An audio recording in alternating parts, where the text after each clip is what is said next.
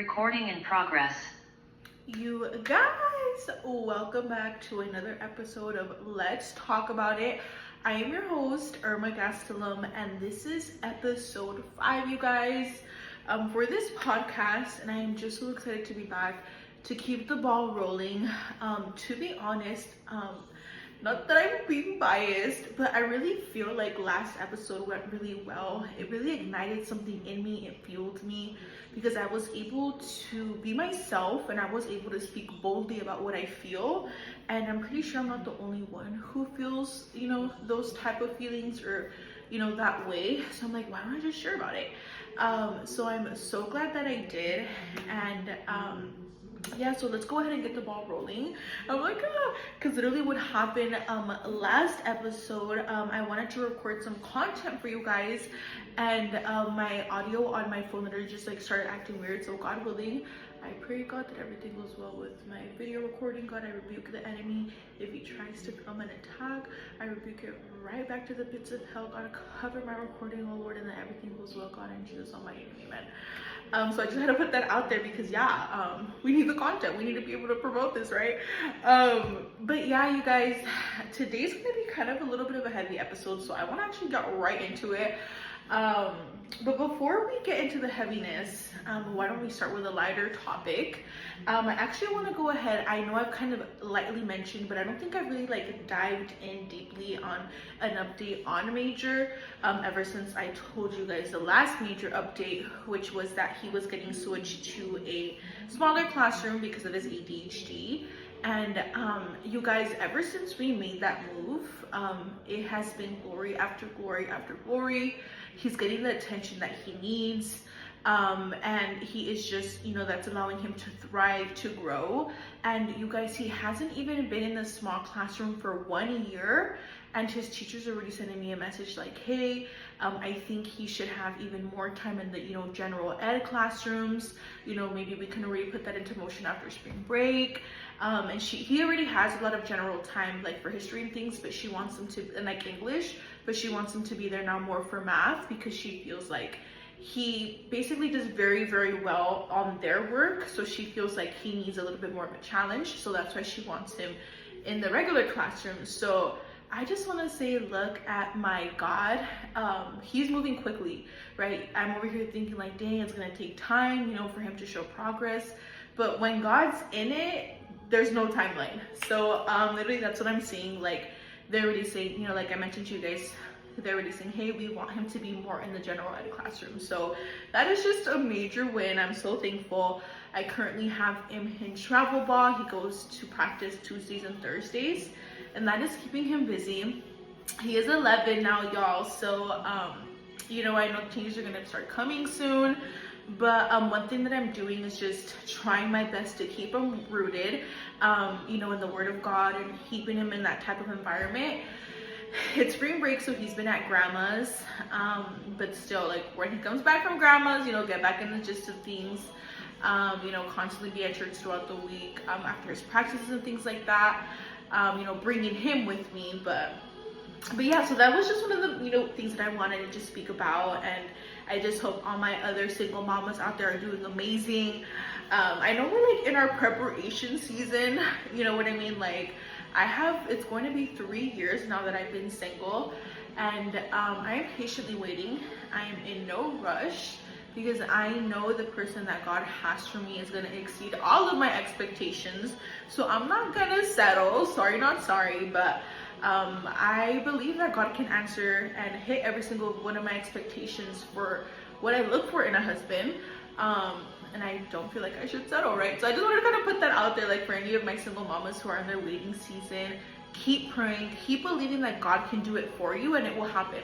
You're not going to expect it, but it's going to happen. In the Bible, it says, I will make it happen at the right time. Right? Isaiah, it's not coming to my mind right now, but at the right time, I will make it happen, right? So that's just, God. So I just like, if in his word it says it, then you just got to believe it. And I feel like I'm walking into a season where like, I am believing what God says. I'm believing what it says in God's word. I'm believing the prophecies that, were spoken over me. And it's like, you walk different when, like, if God says that he's going to provide, if he's going to protect, that he is going to, you know, work everything out for your good, then you just have this confidence, right? Like, it's just gonna go through one ear out the other, or it's gonna hit my shield and bounce right back, you know. So I'm just thankful, because my God, I'm not saying my life is perfect, you know, far from it, but it's like I can move differently now. I can move with a joy. I can, you know, continue my life and not beat myself up for little things that may not be going my way, because it's like, if I have God in my life, he is working everything out for my good. And if it's not good yet, he's not done yet, right? So that's just one of my things, you know, shifting my mentality. But one thing that I kind of wanted to speak on that can be kind of heavy, but I feel that this is something that God has really worked on with me, on, you know, my walk with him, and it's having emotional control. I still haven't gotten down to a T, but I have felt the changes. I have felt him molding me, shaping me, and preparing me for whatever's next in my life, because it's like having emotional control is so important. Being able to make decisions when you're not full of emotions, when you're not full of rage, when you actually have clarity, you can approach things differently. You can respond differently.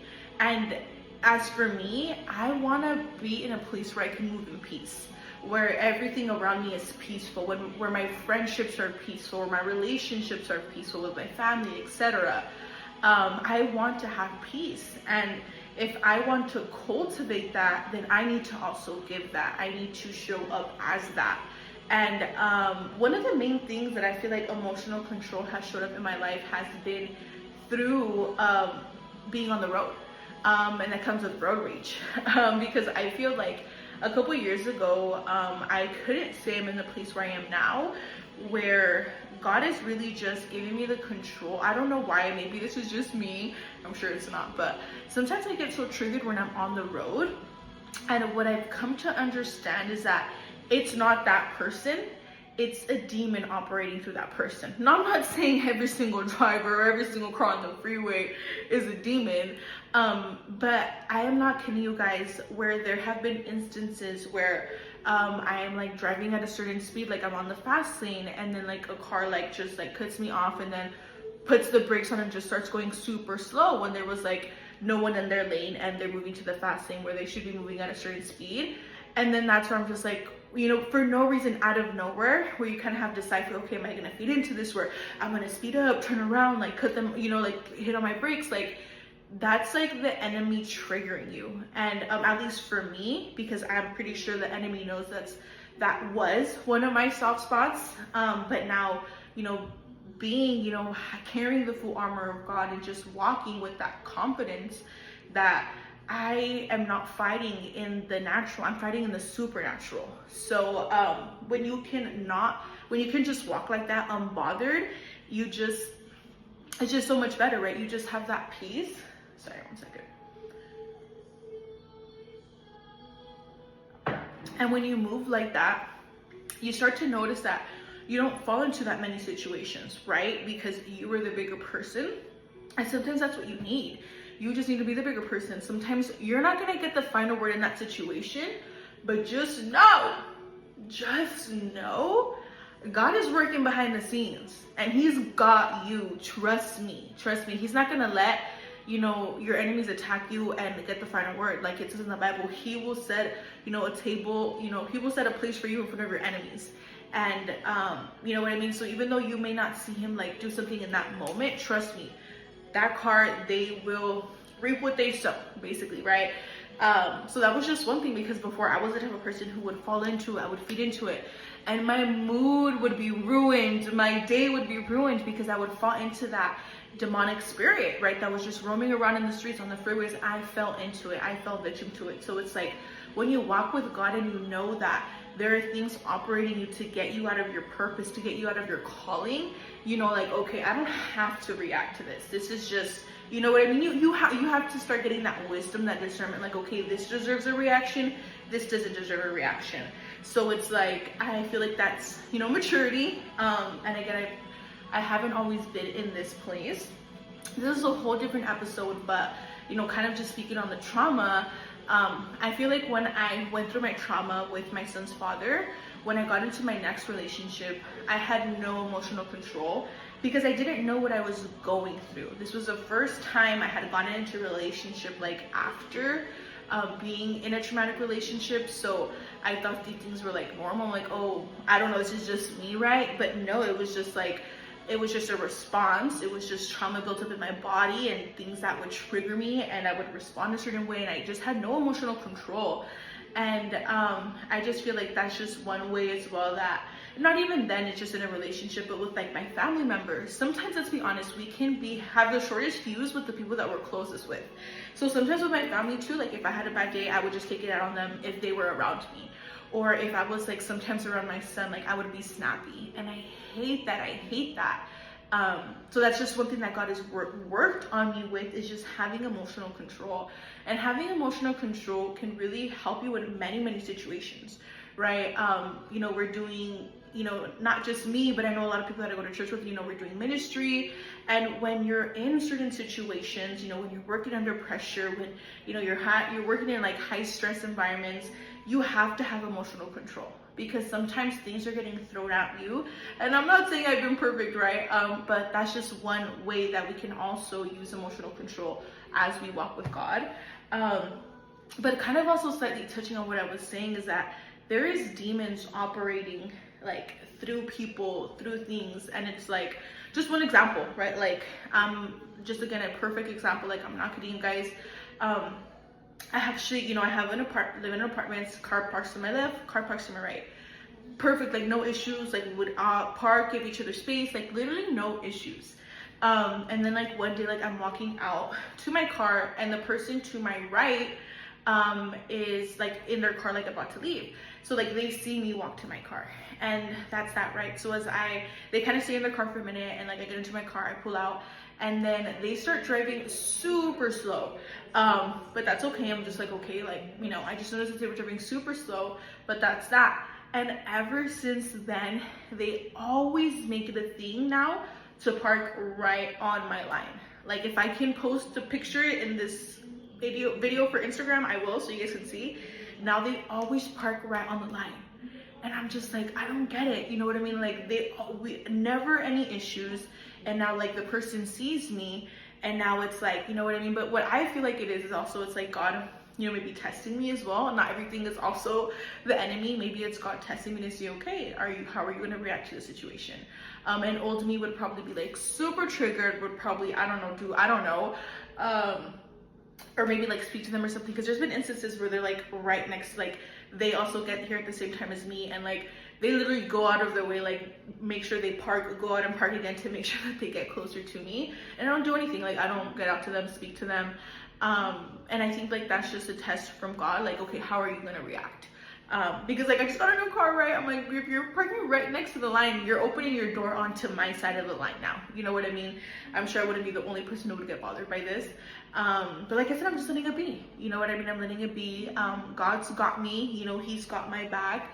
So it's just little things like this. It's like old me would have been super triggered. Old me would have been like, you know what I mean? But it's like, no, just let it be. And the positive side to it is the car on my left side, they actually park more towards, because it's like a little curb, one car, the car to my left, me, the car to my right. So the car to the farthest next to the curb, like parks really close to the curb. So the car right to my left has a little bit more space. So they always park and give me a lot of space. So that's one of the things. So that's, I'm like, okay, like why am I going to be negative thinking about the negative that they're like right on my line when the car to my left actually gives me more space? And even though I park a little bit closer to their line, they park more towards the other line. So it just works out. You know what I mean? So just little things like that. It's like, I don't get it, right? But like I said, just we have to walk with that. Like you just have to have that mindset shift that don't be surprised when things are attacking you, when things are attacking your character. You have to be the bigger person, because God will always meet you on the other side, always. Because anger does not produce a righteousness that pleases God, and that's also been one thing. Like having the fear of God has been one thing that's also kind of checked me in having emotional control. because like I said, in the Bible it says anger does not produce the righteousness that pleases God, and I want to please God. And when you're in road rage, and when that's, you're in anger, and that's not pleasing God. So that's one thing that's helped me, like I said, is just having that fear of God. But yeah, you guys, I didn't want to take too much of your guys' time today, but I just feel like that was a topic that really needed to be talked about. To be so real, it's like I am in a place where it's like I want to go after everything that God has for me, but you guys, it's a fight. It's hard. It's like I'm comfortable here. I'm in a good place. You know what I mean? And it's hard to move when you're comfortable. But it's like I know God is like, he's getting me out of that, because I have one big thing that I do want to say. It's when I say comfort is I have kind of restrained myself or isolated myself from community, because I used to go to church when I was younger. I got hurt from church, our family did. As I got older, went through relationships, I got hurt again. So I think I just had my guard up super high, that I wasn't letting people in. And I was allowing myself to believe these lies. And I was just allowing myself to believe lies, and just kind of keep myself separate, and feel like, oh, I don't need community, I can just go to church. But that is a lie, you guys.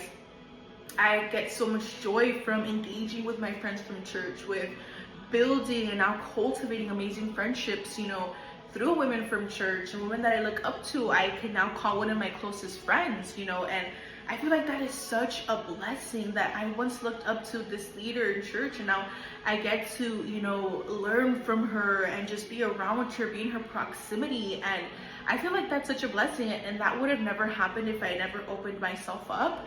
So if you're someone who is, going to church, maybe you're going to a new church and you're kind of on the fence about community, open yourself up. You're already hurt, right? God is not gonna do anything to put you in a more worse situation. If, let's just say, worst case scenario, you do end up getting hurt, God did it to teach you something, right? We're not saying that's gonna happen, but that's how you have to think. So again, I'm just really happy in the place that I'm, getting myself into. I'm excited to see what's next, and just putting myself out there more, right? I know I seem like a very outgoing person, but sometimes my mind, overthinking and thoughts like that can get to me. But I'm like, no more, right? 2025. I'm just excited. I'm excited to see what's to come, and I don't want to speak on it before it happens. Like I said, when I come on here, I'm updating you on things that happen, right? And that's the way I want it to be. So I just hope everyone on here just reminds themselves of how worthy you are. You are capable of every single thing that you want to accomplish. Anything that you're facing right now, God has already given you the victory. So walk as such. I know it's hard. I know it's hard sometimes when you're barely facing the storm, but you just have to have that shift. You have to have that shift and watch how God will show up. Because I've been in those situations where I'm like, God, it's not gonna happen for me. Like, I'm thinking negative. But once I shift and I start thinking positive, I start seeing the unseen. Like, God rapidly shows up, and I'm like, why was I even not showing up the way I should have, right? So I just hope all of you guys have an amazing week. Like, literally, I'm like, I don't want to end the episode, but I don't want to keep this longer than I should have. So I'll see you guys next week.